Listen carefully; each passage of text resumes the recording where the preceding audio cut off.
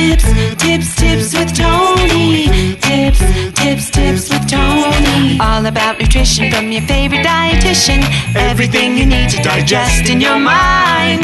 Tips with Tony. Tips with Tony. Making you healthier one bite at a time. With Tony. Woo.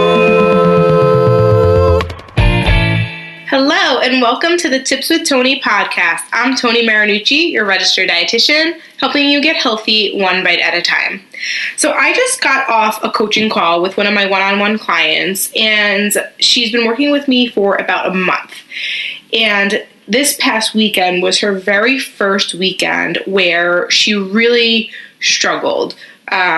She kind of ate out of emotion, which is something that I help a lot of my clients with, is overcoming emotional eating. And she basically just had a few days back to back where it didn't go as well as she would have liked or would have hoped.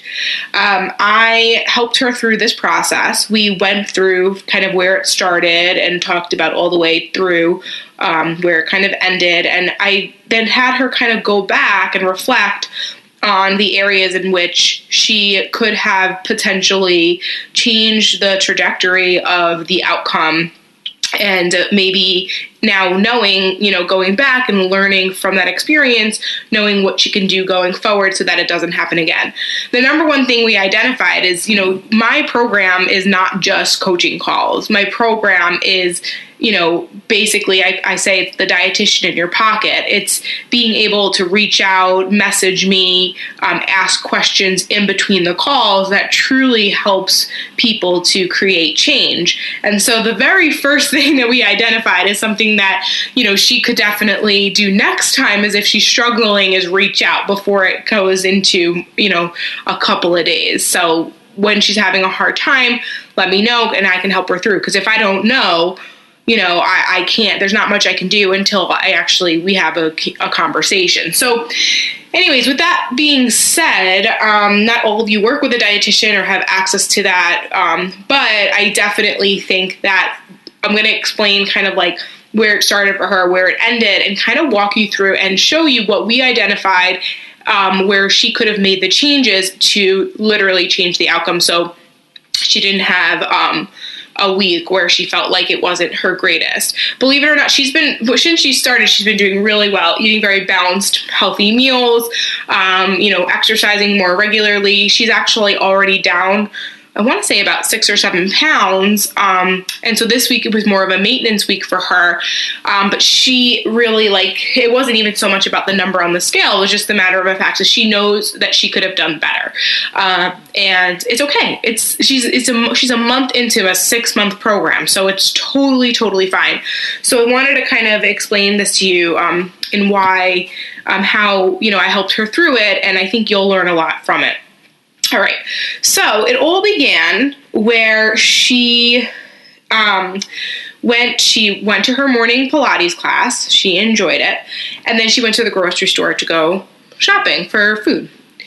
As she was at the grocery store, she found these pastries that were very, related to her culture, where she grew up, and she's like, I want to get a pastry. So she got that. She also, she had a little bit of an influence from social media, seeing all these other people, because it was a specific holiday, and on this holiday they have this pastry, and so she got it in honor of the holiday. But when she ate it, she realized it was just it was a traditional pastry, but it wasn't the authentic way that it would typically be made. It's if she was just going to make it homemade, it was store bought. And so when she ate it, she was not satisfied with it. While she was in the grocery store, she also purchased some chocolate. And so she had some chocolate as well. So she goes to the grocery store, she gets the sweet treat, then she gets some chocolate, then she comes home, she has the sweet treat, she's disappointed with it, so now of course she's going to have the chocolate because she's trying to get that craving, and she just kind of feels like, why did I just do that? I didn't even enjoy it. So a pastry, a full thing of chocolate, for what reason? The next day, she woke up, and she does have an autoimmune disease, so something we work on together and helping her through it. And she woke up and she had a flare-up. So I'm trying not to, I can't give too much detail because I do like to keep my clients' information closed. But this is just basically, I just want to give you some details of what happened, right? So she has this flare-up, and she feels really fatigued, really achy, just not well at all. And so in her mind, she was like, I'm really frustrated that I don't feel well. Like, I'm annoyed that I have this flare-up. So I don't care that I, am trying to be healthy right now. I just feel sorry for myself. And she had a pity party, and she just ate anything she can get her hands on. And one thing we've actually been working on is, because she has a history of emotional eating, is we've actually talking about like kind of getting rid of some of the stuff in her environment, because, she's just a month into the program. So eventually, we'll have plenty of that stuff around, and she won't be tempted to have it. But for right now, we kind of talked about not having it in the house. So she basically, there wasn't much to choose from, but she got her hands on everything and anything, and what you would probably classify as a binge. And so she binged, and she just ate anything. She didn't care if it was healthy or not. She didn't care even if it would taste good. It was just to not feel. So that's what emotional eating is. It's like when you're upset about something, when you're annoyed about something, and so you turn to food as a coping mechanism, because when you eat, you're no longer thinking of really anything else. You're just thinking of the food. And so that's the reason for it. Okay? So she did that. She didn't do her workout that day. And then at that point, she thought she was kind of done. Right? She knew that, okay, Saturday's a new day. I'm going to start over. One thing she knows is, like, because we've worked together for, even though it hasn't been too long, she did do the Healthy Livings Foundation's course first. So she has some sort of a foundation. So she knows that, like, okay, she may have had like a full day where it wasn't so great. So today, Saturday, I'm going to wake up and I'm going to do my workout, and I'm going to eat healthy. I'm going to not skip breakfast because I overate the night before, and I'm just going to kind of get right back to it. And so she did that. Then she went out to dinner with some friends, and her two girlfriends did not make healthy choices. They went to a pizza place. They ordered, pizza, but not just, you guys know, I believe, and I'm going to explain more about this in detail, even when it comes down to like the pastries and the chocolate. But even with the pizza, like, they didn't order the healthiest options. There was like sausage on top, and, what else? Like, just not like the great slices. And to be honest, she didn't even like it, but she, for whatever reason, didn't speak up and say, you know what, I'm going to get myself maybe like a margarita pizza, something that I enjoy a little bit better, or I'm going to also get a salad or something like that. She just had the pizza with them. She ended up having 3 slices. And then afterwards, the girl she was with at the time, one of her friends, was kind of having a rough day. And she actually was eating out of emotion. And so she was like, you know what, just to end this day, I really would just want to get some ice cream. So they went, and she had she just got a small, but still, she had some ice cream after having 3 slices of pizza that she didn't even thoroughly enjoy, didn't even really want, no, vegetables or anything like that. And then almost like immediately after, she said she had heartburn. She couldn't go to sleep. She just like didn't even feel satisfied. It's not like she even like wanted it. And that was that. She woke up the next day, and, she got back to it. She went back to her working out, her regular routine and all that. But from like, so there was a little bit of a, what we call maybe like a slip up on Thursday. Friday was kind of just like she threw in the towel. Saturday, she kind of brought it back, but then ended not so great. And then Sunday, luckily, she was able to bring it back together. So, I mean, reflecting on it, before we talked about how we could have made this better, we did obviously identify the fact that, because thankfully we are working together, in the past for her, that Thursday could have easily been a whole lot worse. Same thing of that Friday, same thing of that Saturday, same thing as, realistically speaking, if she wasn't investing in a one-on-one nutrition coaching program, she probably still to this day would still be in kind of like the off binge way, right? But because she has the accountability, we've had many conversations up until this point, she understands that it's like this is the time for me to like kind of bring it back in and do what's best for me, because I don't feel well, right? She wasn't feeling well, and she knew that, if she really wanted to at least, either maintain her weight or make it not so bad for the sake of the word of saying like, she's been losing weight consistently each week, and she didn't want to have a week where she was up, she needed to do something about it. So anyways, the point being, my favorite exercise that I do with my clients is I have them go back and have them identify at which point in the journey or in the week or in the day was there an opportunity to create a different outcome, okay? And I titled this episode The Domino Effect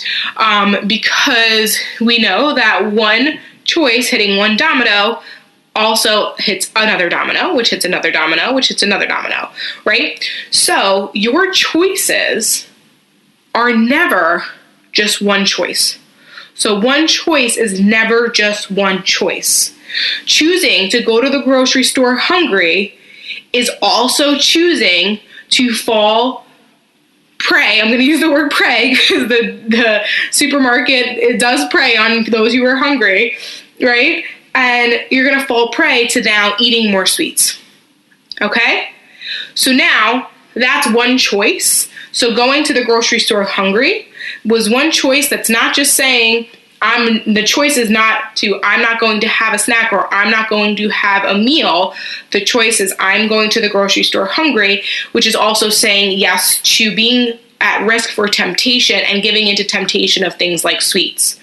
Okay? Giving into sweets is not just giving into one sweet, right? Because she had one thing that was sweet, but it didn't satisfy her. So that one thing turned into something else, which was the chocolate chips. So it was the bag of chocolate. And it wasn't just one piece of chocolate, it was the bag of chocolate, right?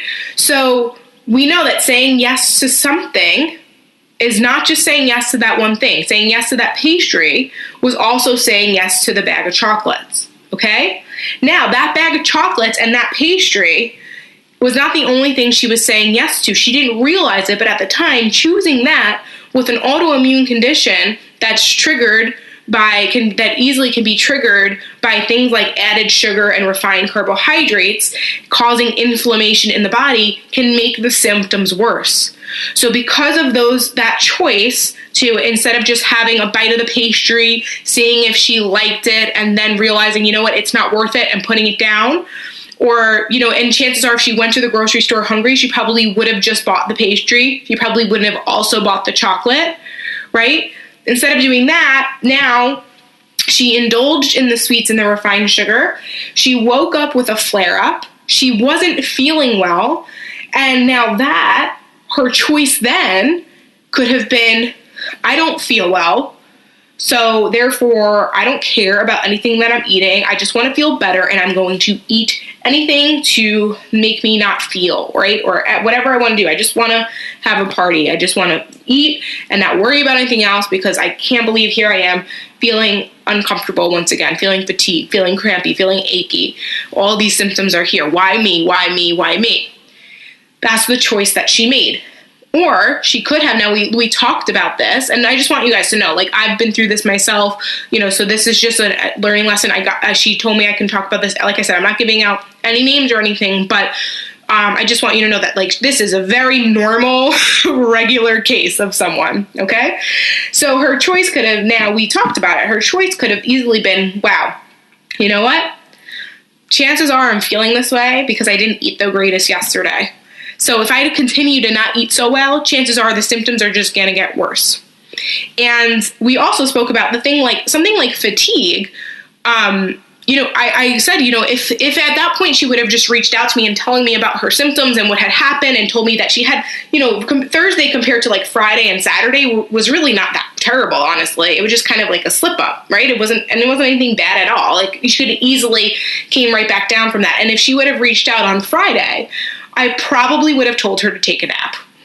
I probably would have said, listen, it's the end of the week. There's no wonder why you're feeling tired. It's not just related to probably what you ate and your symptoms, but, you're a mom, you're a working mom. Like, you have the opportunity on Fridays. It's a little bit later of your schedule.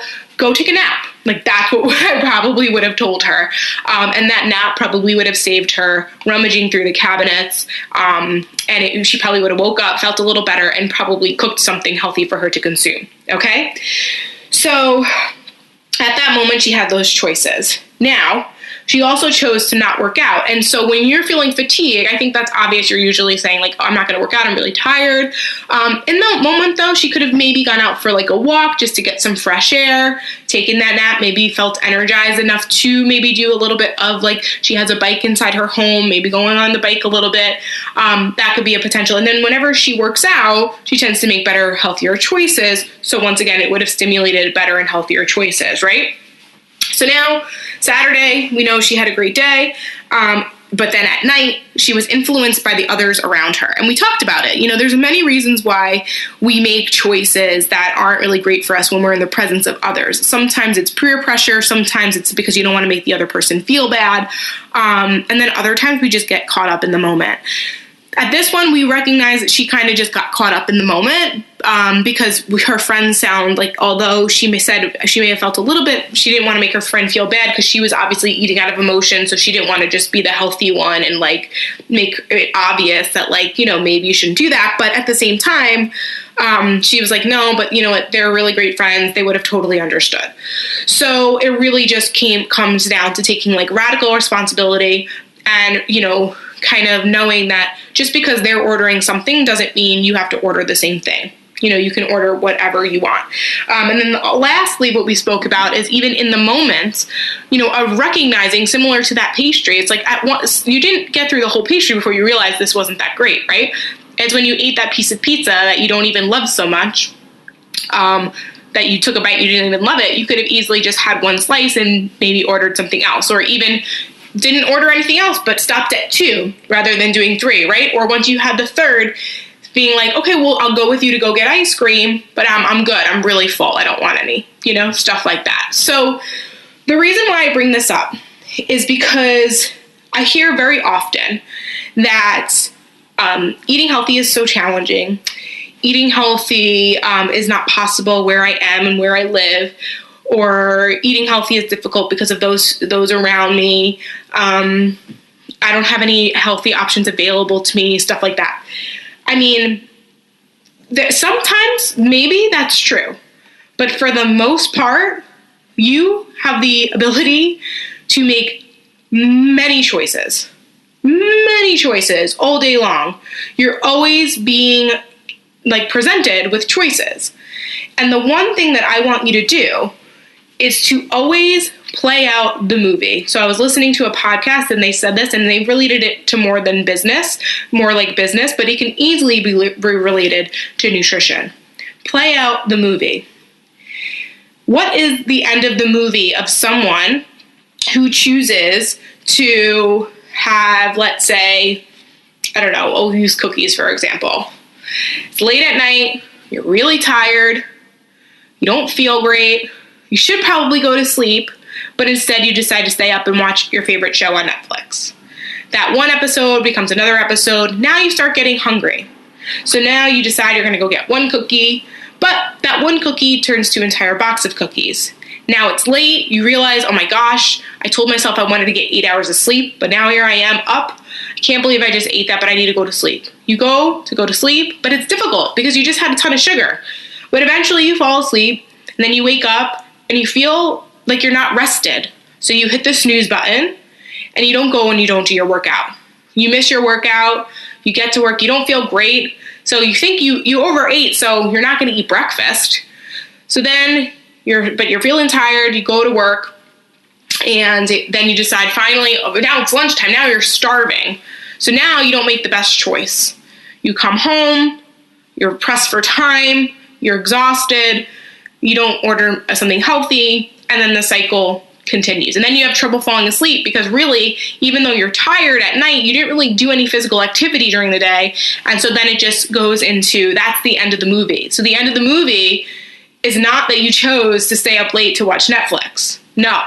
The end of the movie is because you chose to stay up late even though you were tired to watch Netflix, you now had a cookie, which means you didn't have one cookie, you had a box of cookies, which means you didn't just have a bunch of cookies and feel kind of like, oh my God, why did I do that? You allowed that to then have you skip breakfast, skip your workout, and it just cycled, and that was the end, right? So there are so many moments where you have an opportunity to create change, and I want you to start looking at every time you're presented with a choice, asking yourself, what is the result of this choice? What is the outcome to the outcome? Because it's never what you think it is. Okay? All right. I hope this was helpful for you. If this was and you benefited from it, definitely screenshot this episode, share it on your story, tag me on Instagram at tips_with_Tony or the Tips with Tony podcast on Instagram as well. If you are someone who struggles with emotional eating and you are somebody who truly wants to learn how to kind of pull yourself out of these situations, get back on track, and not allow a couple days to affect your whole week. Because believe it or not, because she reached out to me and because we had her call, she still maintained that week. It was in the grand scheme of things, it was a couple days compared to we've been working together for a month. She's still down 6 pounds. She's still making strides. She still learned from it. She just messaged me actually when we got off, telling me that, thank you so much. That was so great and so uplifting. And I feel really, really great. Now I know next time I'm going to reach out sooner. It's really a powerful thing when you have someone who can work with you, who can individualize a plan with you, and who can help you through those hard parts. Because, right, at some point we learn how to eat. We learn what to eat. But if you're an emotional eater, then that doesn't always matter, right? So if that sounds like you and you want help with this and you want to learn how to really break those chains and how to create a positive domino effect, not a negative one, definitely go to www.tipswithtony.com/coaching. Watch the video about my 6-month nutrition coaching program, fill out that application. Once I receive the application, I will review it. I will send you a message and we'll set up what's called a discovery call. That discovery call is about 45 minutes to an hour where we're going to deep dive into those questions and I'm going to get a really big understanding of what exactly your needs are. And if I believe that you are a good fit for the program, I will offer you a spot.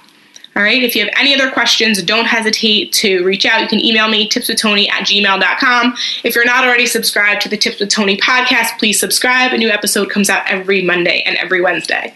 As always, thank you so much for listening. I'm Tony Marinucci, your registered dietitian, helping you get healthy one bite at a time.